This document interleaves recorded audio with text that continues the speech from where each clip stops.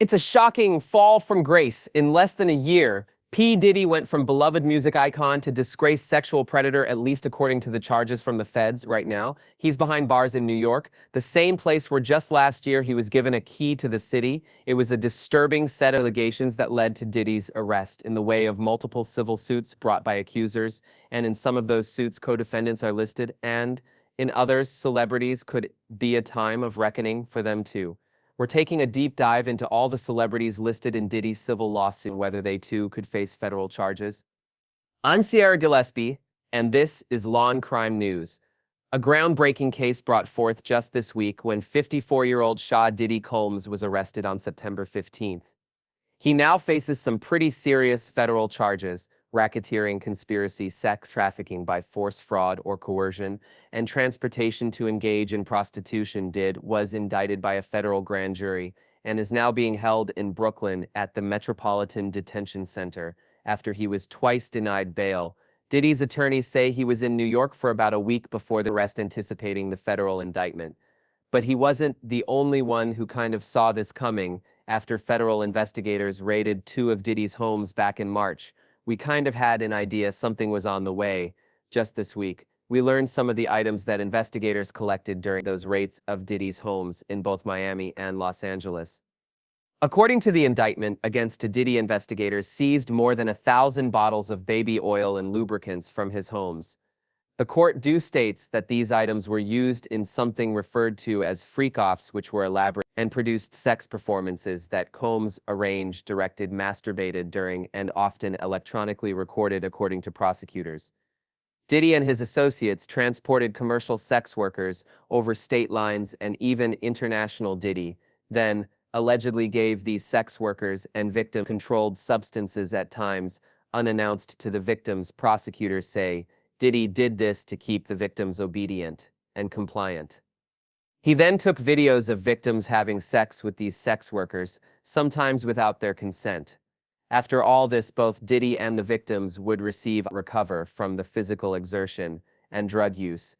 Federal investigators say that during the raids of Diddy's homes, they collected some of these recordings, showing the disturbing details of these freak-offs, and the feds had a heads up about these recordings, thanks to some of the civil lawsuits filed against Diddy, namely the one brought by Rodney Jones, also known as the producer Lil Rod. Lil Rod worked with Diddy on his Love album, starting in 2022, and says he experienced months of abuse all at the hands of Diddy in his lengthy civil suit. Lil Rod refers to these recordings saying, quote, "Mr. Cole required Mr. Jones," that's Lil Rod, "to record him constantly. Mr. Jones has secured hundreds of hours of footage and audio recordings of Mr. Combs, his staff, and his guests engaging in some serious legal activity." Lil Rod's lawsuit also lays out some other pretty disturbing claims, like that Diddy sexually assaulted him and forced Lil Rod to have sex with a prostitute. But Lil Rod's lawsuit came out swinging in more ways than one. Not only did it shed light on the dark allegations against Diddy, but it dropped some high-profile celebrity names too. First, there's Academy Award-winning actor Cuba Gooding Jr. Lil Rod alleges Diddy was, quote, grooming him to pass him off to his friends. This fear became reality when Mr. Combs introduced Mr. Jones to Cuba Gooding Jr. while they were on Mr. Combs' yacht. The lawsuit includes pictures of this too, showing both Diddy with Cuba and then Cuba with his arms around Lil Rod. Court does go on to say, quote, Cuba Gooding Jr. began touching, groping, and fondling Mr. Jones's legs, his upper inner thighs near his groin, and the small of his back near his buttocks and his shoulders. He rejected his advances, and Mr. Gooding Jr. did not stop until Mr. Jones forcibly pushed him away. Here's former prosecutor Melba Pearson. In the last couple of years, there were allegations against him for sexual assault. So now we had those prior allegations, and now we see him tied to this case as allegedly trying to, assault assault others back in 20 on misdemeanor charges of forcible touching and sexual abuse. After allegedly groping a woman in Times Square, by the next year, 3 women had come forward accusing him of non-consensual sexual touching. He eventually reached a plea deal with prosecutors that required 6 months of counseling, but no jail time. Just this summer, he appeared on Dan Abrams Live, where he discussed those charges. When you pleaded guilty to a forcible touching misdemeanor in 2022, eventually led to a guilty plea of a lesser charge. A year later, you settled a federal civil lawsuit, two more civil misconduct lawsuits. And can you understand why some would say, don't want to cast this guy? Sure, but I can also understand some people who come up to me in the street all the time and yell, show me the money, and say, hang in there, and I see what you're going through. You know, you make movies for an audience of people, right? So right now, I'm making a movie for faith-based people who are excited to renew our hope in humanity, especially the times we're in dealing with politics and the world issues that are going on. So that's where I am now. And have you expressed regret, sorrow, apologies for what happened previously? Everything that happens in my life is for a reason. I believe that. And if I continue to walk on my path, whatever that is, I know at the end result, it'll be to make me stronger, to be a better person, to be a better father, you know? And right now, that's the moment. I'm in. Back to Melba says, it's possible that charges could be brought against the actor. I am getting the feeling where there's smoke, there's fire, right? Because now we have two different instances where you're accused of the same type of behavior, you know, years apart. I think there's something there, and I don't know that Cooper J. Jr. is going to escape from that one, because he already saw definitely people moving away from him within Hollywood circles and other circles once those first sexual assault allegations came out. So at this point, I don't think he's gonna get away with it a second time. Is it possible that he could face charges based on these allegations that were brought forward by Lil Rod? It is possible as well. Again, we've got the statute of limitations issue to deal with. So depending on the time frame of when this happened is, you know, again, the Adult Survivors Act, which was the vehicle where many of these lawsuits came out, when if these civil law schools suits, came out there was a thin out amount of time for those suits to be filed. The time frame is going to be very, very important. What witnesses come forward, because again, you know, this may not be a situation where DNA may be at play. This may be more of a situation of, hey, yes, I was there and I recall, you know, Cuba Jennings Jr., you know, putting his hands on the L rod or, you know, recall certain aspects. So it's going to be a very witness intensive type of case. And the question is, will witnesses be willing to come forward? Another high profile name listed in Lil Rod's lawsuit is Jennifer Lopez, from the standpoint of the names of the celebrities that were tied to this.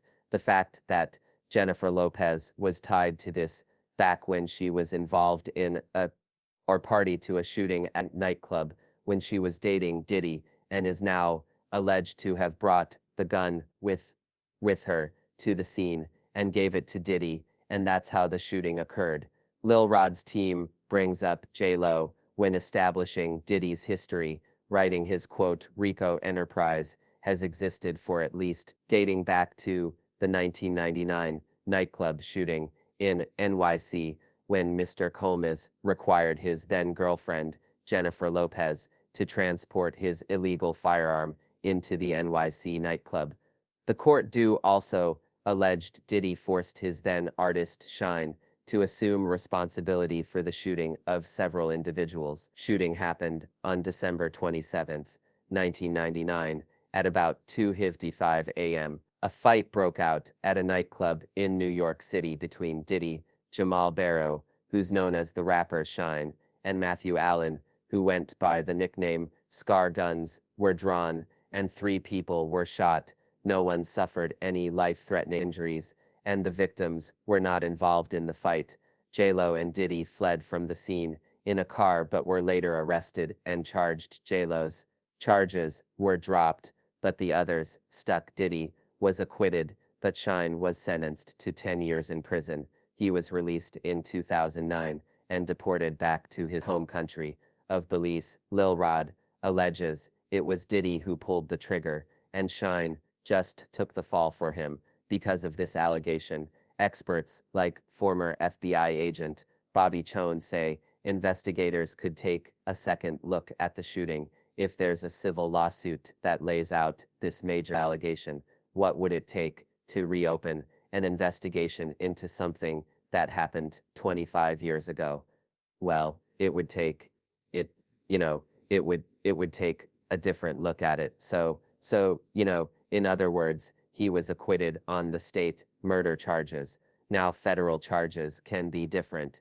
You can have RICO, you can have a continuing criminal enterprise, you can have the underlying acts, the predicate acts, if we used to call them when I worked RICO cases, a RICO predicate act could be something like that 1999 case, and you can use it as a predicate act. You can bring it up again, when I worked cold cases of this type. Sometimes with time, with the passage of time, people aren't as intimidated and they're not as threatened, and they get away from the person who was the threat, and they feel more forthcoming to testify or to give statements in testimony. But certainly, I think that that case is going to be part of it.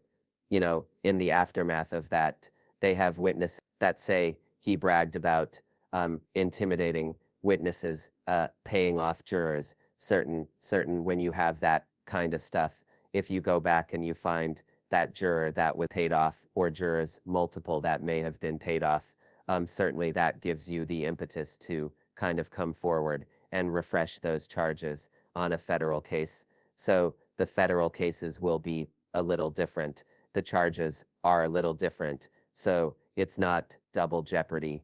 And so I think that that case that you mentioned, that you cite, I think is certainly one of the ones they're looking to build into a much bigger, to me, maybe a RICO type case. We also know that federal investigators have spoken to other plaintiffs in civil cases against Diddy to learn more about his personality and what he's like in relationships. That means J-Lo is someone the feds will want to talk to if they haven't already. It also means she could be called to testify against him. It's possible. It's absolutely possible. If I was the prosecutor handling that case, I absolutely would list her right.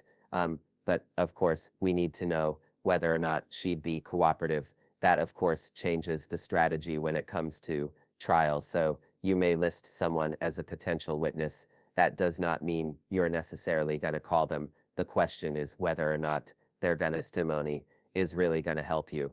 But there is a universe where she could testify against him in terms of, violence, in terms of his interactions with other artists, especially the folks that have been coming forward alleging that he has harmed them in some way or engaged in, human trafficking and sex trafficking. So was she aware of any of that going on? Did she see him with underage girls, or was she present for when some of those videos were taken?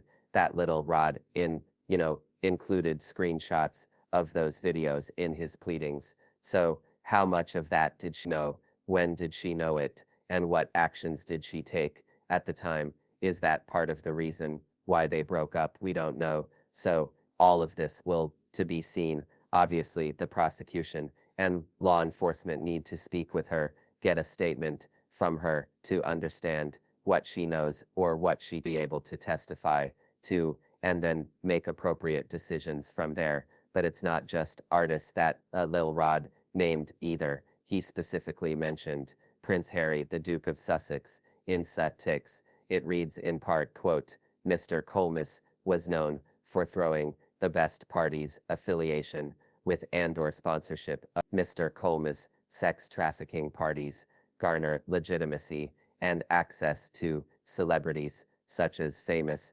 athletes, political figures, artists, musicians, and international dignitaries like British Royal Prince Harry. Why even name Prince Harry? There's no allegations against him or anything, but why bring him up? I think it may have been a move to bring more credibility to the filing and say that, basically he being Diddy was using his fame, fortune, and influence to insulate himself. So he was able to legitimize some of the activities he was doing by having these lavish parties, bring all these A-list celebrities, but somewhere in a back room or somewhere in another wing, horrible things were happening. So the fact that Prince Harry was there does not necessarily mean he was participating in what was happening. And just because you were at a party doesn't mean what's happening in every inch of the house. I mean, if you think about it, if the part is being thrown in a mansion, there are various floors and wings, so it is completely possible that he was there and did not participate. Now, you had said Prince Andrew, especially as a result of the allegations that came out in connection with the scene case, that they were close and that they traveled together. And, there was a person that alleged that he had sexually assaulted her while she was underage. That would be a different story. But Prince Harry and the way that it was mentioned seemed to be very, again, just sort of trying to bring legitimacy and talk about the people that he surrounded himself by to protect himself. Prince Harry has no criminal charges or even any accusations of illegal activity, but he could still see the inside of a courtroom in a defamation case. It's possible that Prince Harry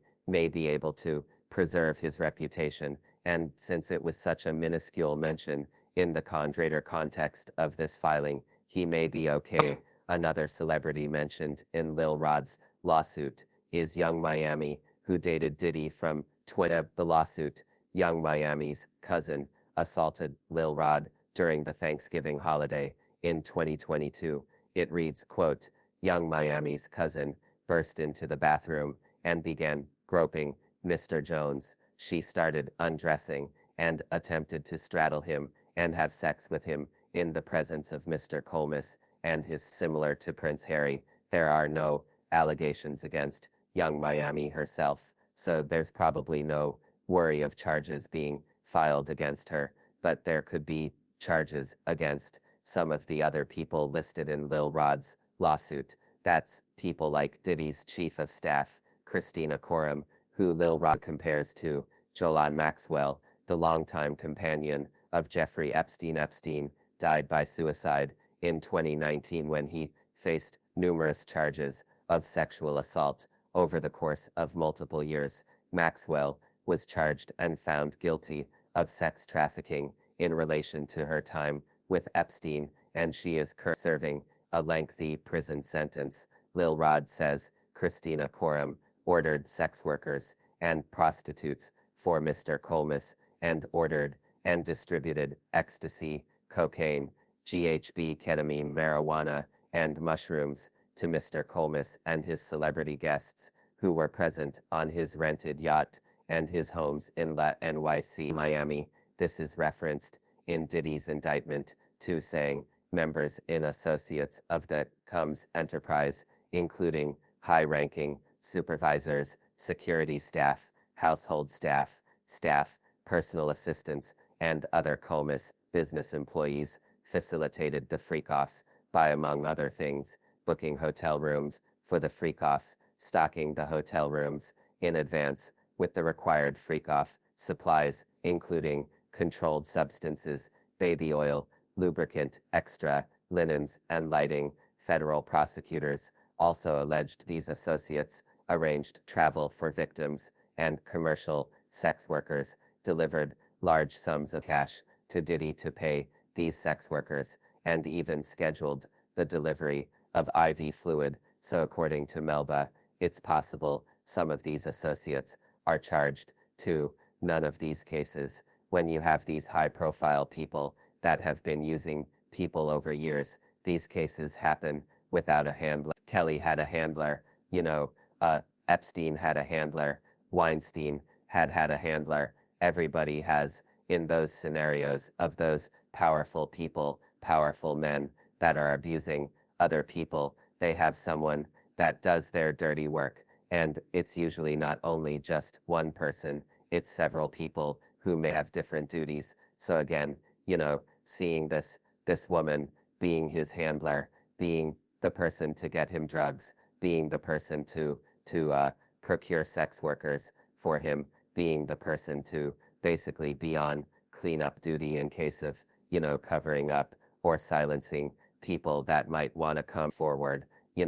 That's not unusual. And she is also going to bear the brunt of criminal liability, just like Ghislaine Maxwell did, and basically had to take the entire brunt of the criminal justice system alone because of the fact that, Epstein committed suicide and was not able to be held accountable. And we can't talk about Diddy without mentioning Cassie, the one whose lawsuit blew the lid off Diddy's alleged scheme. She filed civil suit against Diddy last November under the New York Survivor Act, meaning any sexual assault survivor could file suit against their accused predator, and the statute of limitation didn't matter. Cassie's lawsuit was settled just one day after it was filed, but it was still made public, dropping a laundry list of bombshells about Diddy that the public hadn't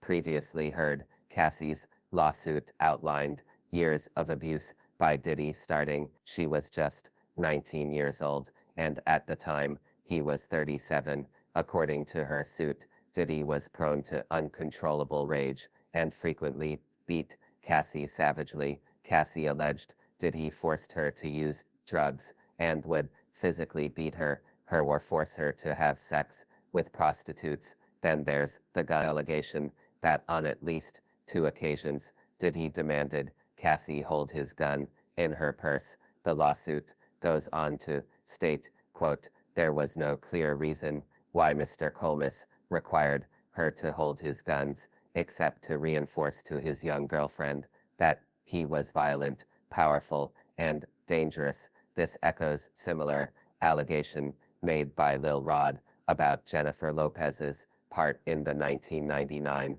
New York nightclub shooting. Not only did Jennifer Lopez allegedly bring the gun to the club, now we're also looking at, years later, Cassie coming forward and saying that Diddy forced her to carry a gun with her when they went out to different events. So again, I think that this is more along the lines of when you look at this from a domestic violence lens, from the standpoint of the abuser being very controlling and demanding certain activities to prove loyalty to, basically put yourself in a bad situation. Only he can be the one to save you, basically.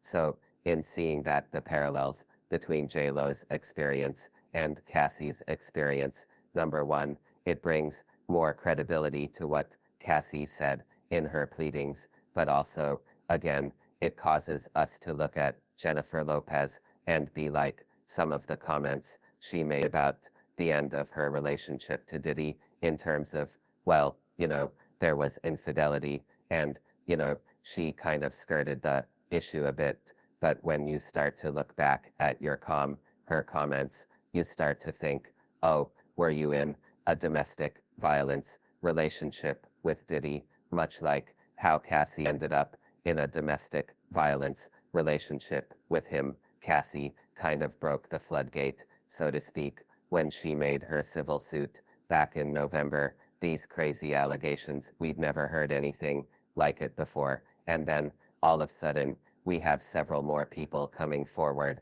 and then more. It turns to 2024, so we have multiple plaintiffs who are coming forward alleging very similar things. I'm wondering, without these civil suits, would we even be here right now? Would Diddy even have been arrested and indicted? I really don't think so. I really don't think so, because Cassie's lawsuit opened the floodgates, and I think it empowered other survivors to come forward and tell their story. And when Little Rod came forward, I think that was just another huge, just a huge moment in this case, because now you have male victims coming forward, and we know statistically male victims of sexual assault generally don't report for a number of reasons, but they many times view it as an attack on their masculinity, and they're very concerned about how they would be viewed publicly and little Rod was brave, which I really commend his bravery in standing up and saying, listen, this is what happened to me, and that empowered more and more folks to come forward, including most recently Danity K, one of the members of Danity Kane, stating that he had abused her and she had witnessed the abuse he had levied on others. So I think that all of these voices coming forward and saying, listen, there's something here. The feds took notice, and even though they may not have been public about it at first, we knew, obviously, when they searched the houses, we knew that this was getting very serious, but they were monitoring this the minute that Cassie filed her lawsuit and they read those allegations. I can assure you that investigation started immediately. And then as more and more survivors came forward again, the feds would be going and interviewing each of those people, seeing what evidence they have. So, for instance, do they have maybe some cell phone footage? Can they substantiate what occurred to them in other ways? Maybe follow-up text messages, emails. All of these things are aspects that are able to use to now bring in their case in chief against P months ago. We reported that Cassie was working with federal investigators in the case against Diddy. Can't know for sure whether she testified in the grand jury hearing that would ultimately indict Diddy, but it's likely at least some of his accusers did. I do believe that a number of the survivors would have testified. I don't think that they would have brought all of them because of the fact that, number one, testifying is traumatizing, especially when you're talking about the most awful day likely of your life and some very degrading things that happen to you, and you have to tell that to a bunch of people you don't know. So you have to be very cautious in when and how you bring your victims and your survivors to testify, and think about that in terms of your strategy, because again, you may want to save some of the survivors for the actual trial if this does go to trial, and maybe just pick one or two that make the point right, and then you can fill it in evidence as the trial proceeds. But you don't necessarily have to show all of your evidence to the grand jury. You just pick the strongest pieces of evidence so that, again, you're not burning your survivors out before they get to the point of trial unnecessarily. Obviously, they do have to testify and, tell their story so that the jury has something to liberate on. But at the same token, you don't want to push them too much because, again, that trauma is very real. And even if they are getting assistance through counseling or something along those lines, still a lot to have to talk about it, especially in such a with the huge media frenzy around it.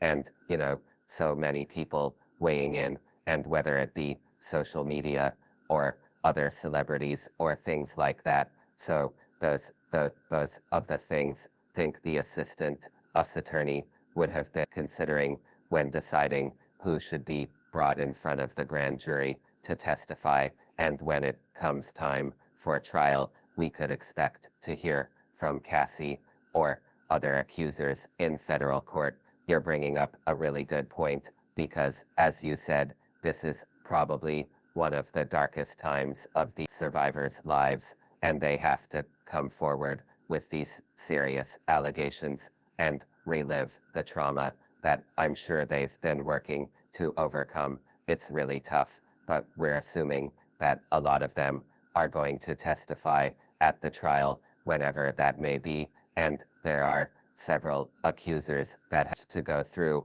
and do all of that. What would it look like at the trial? Then at the trial, now the U.S. Attorney's Office has to make sure that they're not going too far afield with bad character evidence. We saw how that kind of backfired in the Harvey Weinstein case, where, as well as a Bill Cosby case, where other instances were brought in that were maybe not as close in time, or more so, not really enlightening the jury about what happened in the charges that were in the indictment, but more so, he's just a really bad, horrible predatory person. That may be the truth. However, when it comes to proving the charges at hand, you have to be very focused on making sure the jury understands what happened during the time frames that are specified in the indictment.